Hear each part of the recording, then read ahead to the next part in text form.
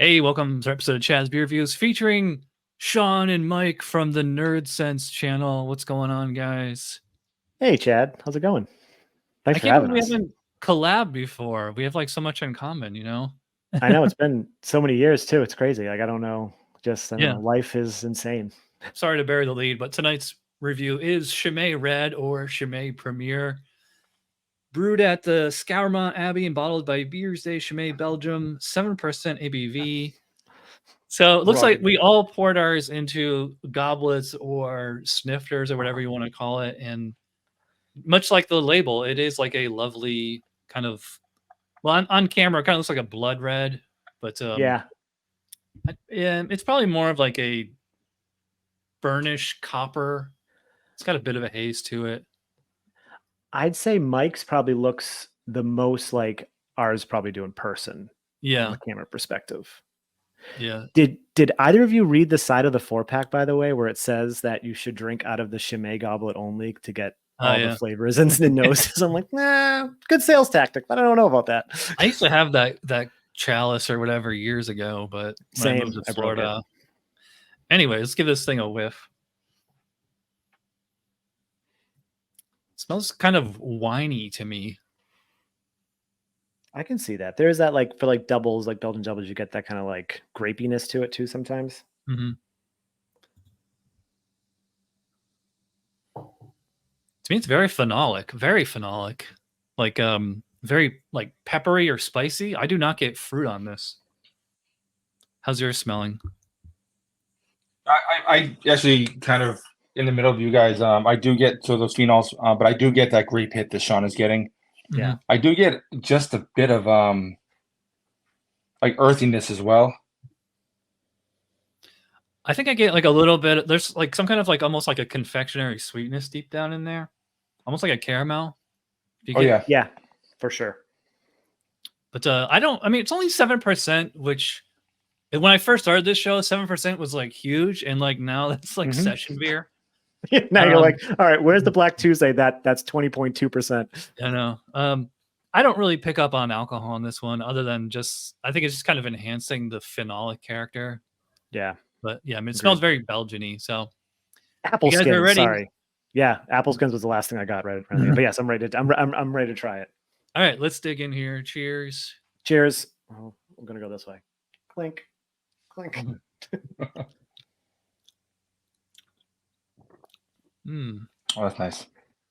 It's been a while since I've had this one. Yeah.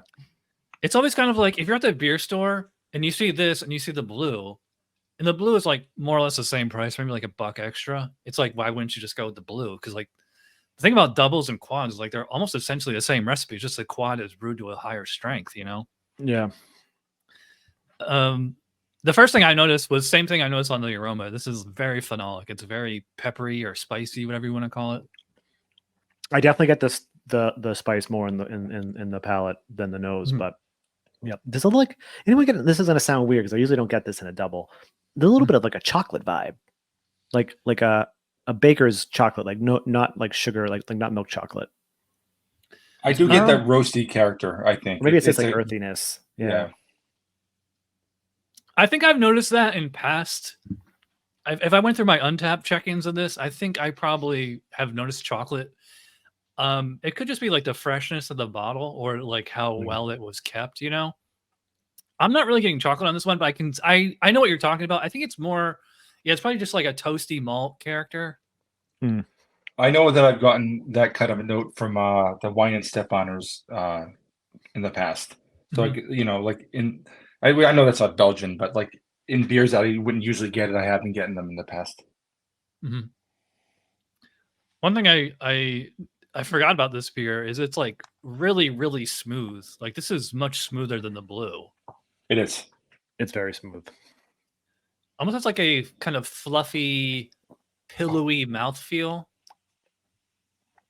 I would say, yeah, it's relatively full for a double. Yeah, it's relatively full. And there is like that, and I still get that. I get the apple skin in there too. Like there's just a little bit of apple skin, like that kind of rounds around the palate. Like a red apple, like Macintosh. I don't know if it's just I don't know. I'm just trying to think apple skin. I don't know if it's specific. Yeah, red fruit, palm fruit is usually Yeah. pretty normal with Belgian beers. I mentioned on the nose I didn't really smell the alcohol. Are either of you guys tasting it or feeling it? No, I don't think that I notice it at 7% anymore, unless it's like particularly egregious. Yeah. Yeah. My bottle I had sitting out for a while, probably like 20 or 30 minutes, so it's pretty warm, relatively speaking. I probably call it cellar temp. I mean, there's like a tiny little bit of warmth I'm getting. By the way, do you leave the yeast in or do you pour it out? Oh, I pour it all out. Yeah. It's flavor, man. Mm-hmm. I find that when you pour the yeast in, it just makes it like really dry and bitter. So I always try to I always save it for like the end, because I know some people will start with the yeast in, but I think you should at least start with it out and then add it later. That's my. I think I added it on my second pour. The first pour, I didn't really have any in there.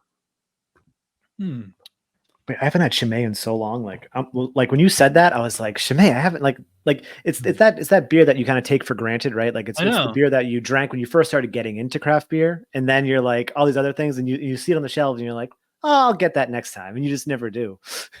Yeah. And one of the things I was thinking earlier was when you'd asked about the alcohol, like perception on the palate, is like the first time I had something like this, it was like, whoa, it was so big in my head compared to like a typical, like say, American lager, even ales, and just like when I was 21, 22, this was like, it blew my brain open, and now it's so delicious, but I don't have that perception of bigness isn't there anymore, because I've had more experiences, but in that reality, it's actually somewhat more comforting. It's like a hug, That's a good way to put it. That's perfect.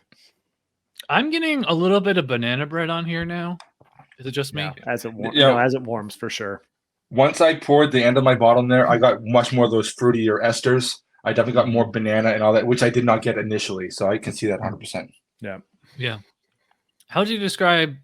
I mean, I guess we already kind of touched on this, like the actual drinkability, because I think I think this is like a perfect like starter or introductory Trappist beer for people that like never, because like it's 7%.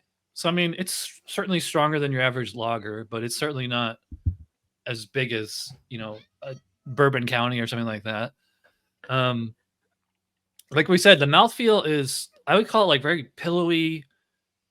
Like probably medium full body, pretty high carbonation. Smooth. Yeah, it's no very soft. Yeah, soft. Yeah. There we go with that millisecond delay.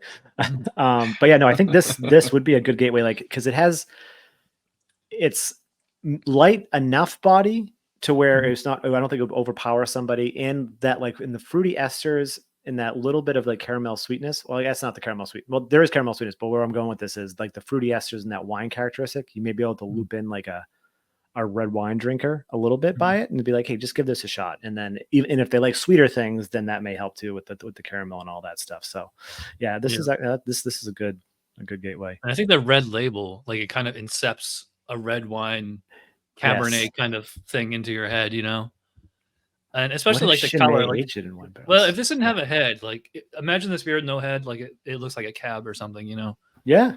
As far as rating on this one, I mean, if I was judging this to the score sheet, BJCP score sheet, I mean, I think like out of a 50-point scale, it's like at least a 45. Personal preference, it's really good. I mean, I like the blue better. So on a scale of 1 to 10, to me, this is like a 9. It's kind of like a A- or A beer. It doesn't really blow my mind the way A+ would, but it's really, really good for what it is. So what do you guys think? Sean, you want to go first?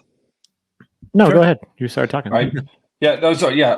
We don't generally number score beers anymore. We used to. I don't mind, so I will do it this time. I do see what you're saying. I think there's something that's super familiar about this. So it's I don't think it's easy to be really Non-biased. Like, yeah, it's really tough because, like I said, to me, this is like a hug. Like, I love it, and I don't want to be critical. It has no off flavors. Everything it has everything you're looking for.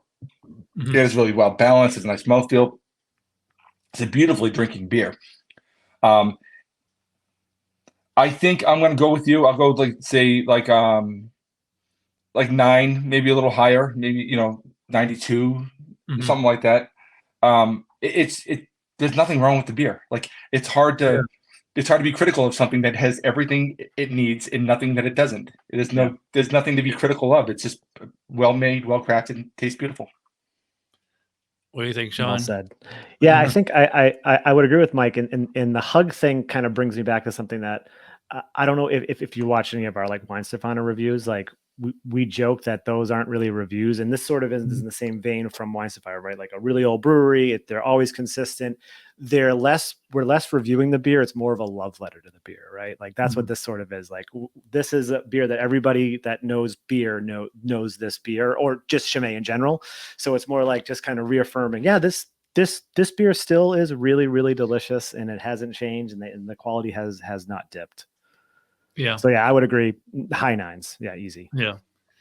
All right. Well, thanks to Sean and Mike for joining me, and stick around because we'll be doing a podcast with them, which I'm sure is linked up here, down there somewhere. I don't know. So, Nice. all right. I will see thanks you for guys having for us. the podcast in a minute. Cheers. Cool. Cheers. Cheers.